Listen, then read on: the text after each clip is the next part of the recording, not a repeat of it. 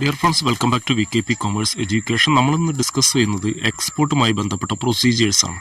Export already നമുക്കറിയാം, external ട്രേഡിന്റെ ഒരു ഭാഗമാണ് എക്സ്പോർട്ട് എന്ന് പറയുന്നത്. അല്ലെങ്കിൽ ഇന്റർനാഷണൽ ട്രേഡ്, ഇന്റർനാഷണൽ ബിസിനസിന്റെ ഒരു പ്രധാനപ്പെട്ട ഒരു ആക്ടിവിറ്റിയാണ് എക്സ്പോർട്ട് എന്ന് പറയുന്നത്. ഒരു സാധനം അല്ലെങ്കിൽ സേവനങ്ങൾ ഒരു രാഷ്ട്രത്തിൽ നിന്ന് മറ്റൊരു രാഷ്ട്രത്തിലേക്ക് കയറ്റി അയക്കുന്നതിനെയൊക്കെയാണ് എന്ത് പറയുന്നത്, എക്സ്പോർട്ട് എന്ന്. സാധാരണയായിട്ട് ഗുഡ്സ് ആണ് ഇത്തരത്തിൽ ഒരു രാജ്യത്ത് നിന്ന് മറ്റൊരു രാജ്യത്തിലേക്ക് കയറ്റി അയക്കാറ് ഉള്ളത് എന്നുള്ളതാണ്. അപ്പോൾ ഇത്തരത്തിൽ എക്സ്പോർട്ട് നടത്തുമ്പോൾ അതിന്റെ സ്റ്റെപ്സ് എന്തൊക്കെയാണ്? അപ്പോൾ നമ്മൾ ഒരൊറ്റ വാക്കിൽ ഒരു രാഷ്ട്രത്തിൽ നിന്ന് മറ്റൊരു രാഷ്ട്രത്തിലേക്ക് ഗുഡ്സ് അല്ലെങ്കിൽ ചരക്കുകൾ കയറ്റി അയക്കുന്നു എന്നതിനെ എക്സ്പോർട്ട് എന്ന് പറയാമെങ്കിലും അതിന് വ്യത്യസ്തമായിട്ടുള്ള കടമ്പകളുണ്ട്, സ്റ്റെപ്സ് ഉണ്ട്. ആ സ്റ്റെപ്സ് എന്തൊക്കെയാണെന്ന് നോക്കാം. ആദ്യം ചെയ്യേണ്ടത് receipt of enquiry and sending quotations ആണ്. അവിടെ പറയുന്നത്, ഇവിടെ രണ്ട് പാർട്ടീസാണ്, ഒരു എക്സ്പോർട്ടർ കയറ്റി അയക്കുന്ന ആളും മറ്റൊരാൾ ഇമ്പോർട്ടറുമാണ്. അപ്പോൾ നമ്മൾ ആദ്യം വേണ്ടത് നമ്മുടെ ഒരു ഓർഡർ ഉണ്ടാക്കിയെടുക്കുക എന്നുള്ള. ഓർഡർ ഉണ്ടാക്കിയെടുക്കുന്നതിൻ്റെ ആദ്യത്തെ പ്രൊസീജിയറാണ് receipt of enquiry and sending quotation എന്ന് പറയുന്നത്. അപ്പോൾ നമ്മൾ എക്സ്പോർട്ട് ചെയ്യാൻ ഉദ്ദേശിക്കുന്ന ഗൂഡ്സിന് പുറത്തുള്ള ഒരു രാഷ്ട്രത്തിൽ അതിന് ഓർഡർ ഉണ്ടോ എന്നുള്ളത് ആദ്യം അറിയണം. അതിനു വേണ്ടിയിട്ട് the starting point in an export transaction is the receipt of an inquiry from the overseas buyer.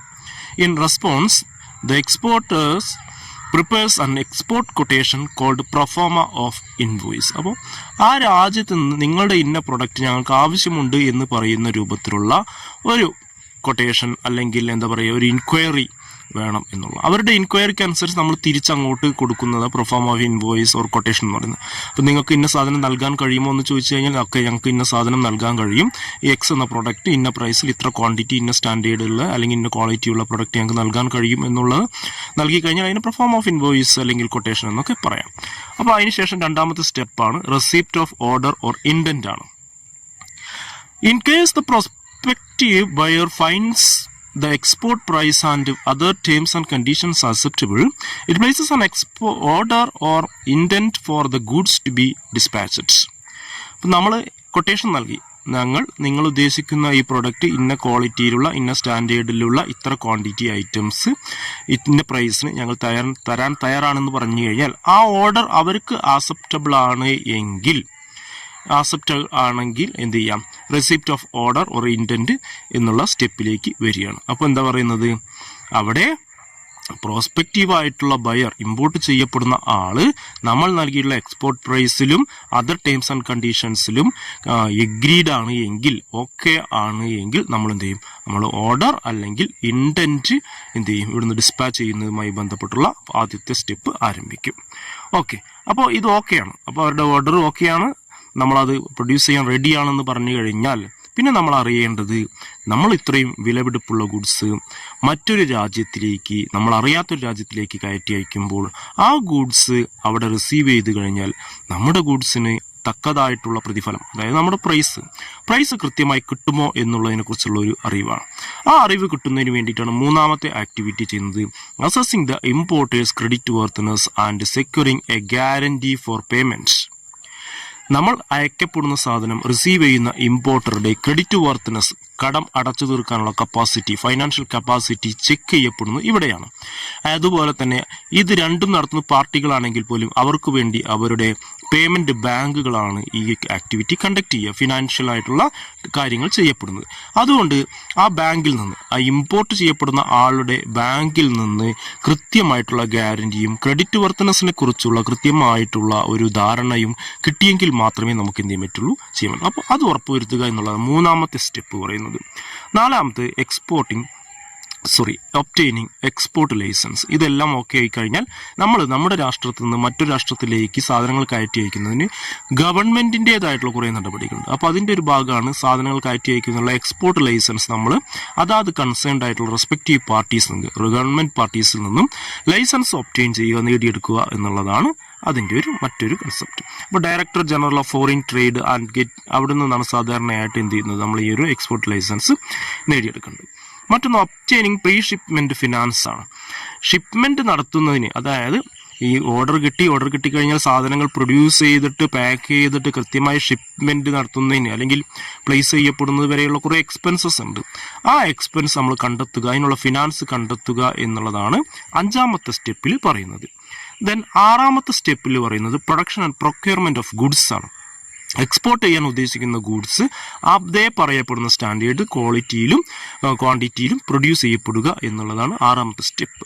ഏഴാമത്തെ സ്റ്റെപ്പ് പ്രൊഡ്യൂസ് ചെയ്യപ്പെട്ട സാധനങ്ങൾ അവർ പറഞ്ഞിട്ടുള്ള ടേംസ് ആൻഡ് കണ്ടീഷൻ പ്രകാരമുള്ള ക്വാളിറ്റിയും സ്റ്റാൻഡേർഡ്സും ഉണ്ടോ എന്നുള്ളത് ചെക്ക് ചെയ്യുക. പ്രീ ഷിപ്മെന്റ് ഇൻസ്പെക്ഷൻ ആണ്. അതായത് ഷിപ്പിലേക്ക് മാറ്റുന്നതിന് മുമ്പ് നമ്മുടെ ഫാക്ടറിയിൽ തന്നെ അത് ചെക്ക് ചെയ്തിട്ട് എല്ലാം കറക്റ്റ് ആണെന്ന് നോക്കുകയാണ്.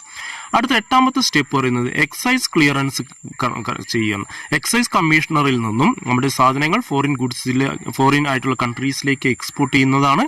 അതുമായി ബന്ധപ്പെട്ട എക്സൈസ് ക്ലിയറൻസ് എക്സൈസ് കമ്മീഷണറിൽ നിന്ന് വാങ്ങി നേടുക്കുക എന്നുള്ളതാണ്.